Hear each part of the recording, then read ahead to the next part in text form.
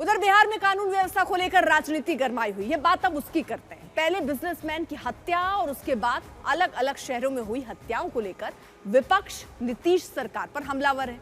वहीं बिहार में अब मांग उठने लगी है कि बिहार में भी अपराध के खिलाफ योगी मॉडल लागू किया जाए।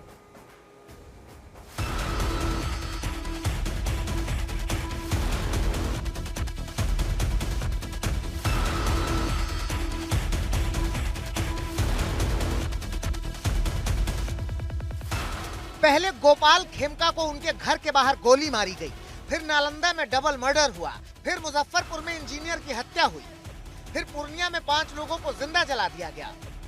जिस तरह से बिहार में अपराध का बोलबाला है, उसके बाद अब मांग उठने लगी है कि बिहार में योगी मॉडल लागू किया जाए।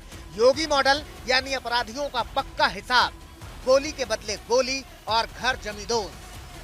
3 दिन पहले चिराग पासवान की पार्टी एलजेपी-आर के खगड़िया से सांसद ने बढ़ते अपराध पर नीतीश सरकार को घेरा था और मुख्यमंत्री नीतीश कुमार को क्राइम कंट्रोल के लिए योगी मॉडल अपनाने की नसीहत दी थी।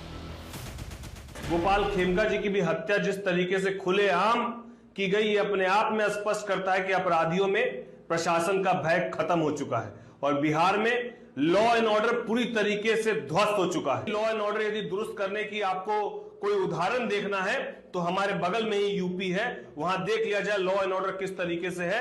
उसी लॉ एंड ऑर्डर की जरूरत है आज वापस से बिहार में। अपराधियों को उनकी ही भाषा में जवाब देने की जरूरत है।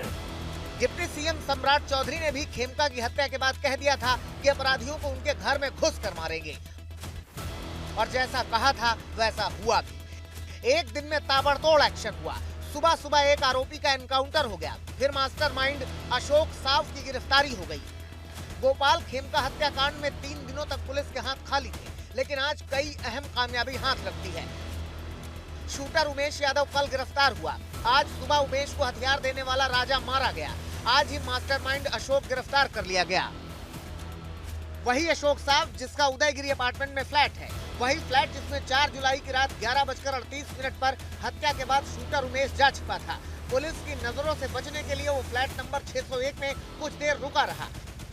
उदयगिरी अपार्टमेंट जो कि अशोक साव जहां पर रहता है, और आपको हम यहां पर दिखा रहे हैं तस्वीरें इस अपार्टमेंट की। आप देख सकते हैं ये अशोक साव इसी अपार्टमेंट में रहता था और उसके उमेश यादव की जानकारी के बाद निशानदेही पर जब यहाँ पहुंची तो 601 में अशोक साव मौजूद था, वहाँ से उसे गिरफ्तार किया गया। और दरअसल जो बात सामने आ रही है कि घटना को अंजाम देने के बाद यानी 4 जुलाई को अशोक खेमका की हत्या करने के बाद उमेश यादव थोड़ी देर के लिए सबसे पहले उदयगिरी अपार्टमेंट्स में ही आया था और थोड़ी देर वो फ्लैट नंबर 601 में ही रुका था अशोक साव के घर पर। उसके बाद फिर वो यहाँ से निकलकर अपने घर पटना सिटी चला गया था।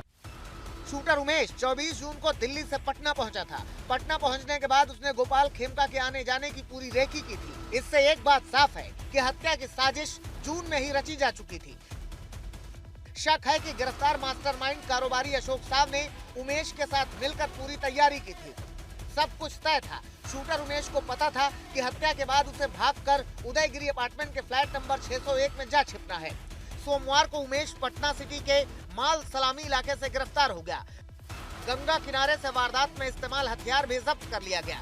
साथ ही पुलिस ने हत्याकांड में इस्तेमाल बाइक, 80 कारतूस, 2 मोबाइल फोन और 1 लाख रुपए कैश भी बरामद कर लिया।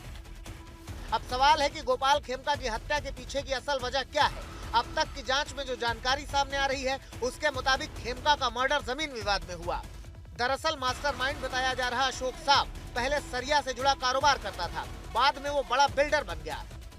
तो क्या अशोक साव से कारोबार से जुड़ा विवाद ही खेमका की हत्या की वजह बन गया? शशि भूषण कुमार के साथ रोहित कुमार सिंह, पटना, आज तक। बिहार पुलिस ने प्रेस कॉन्फ्रेंस करके इस केस की पूरी जानकारी दी। बिहार पुलिस के आईजी जितेंद्र राणा से हमारे संवाददाता ने बातचीत की। सुनिए उन्होंने पूरे केस में बताया क्या।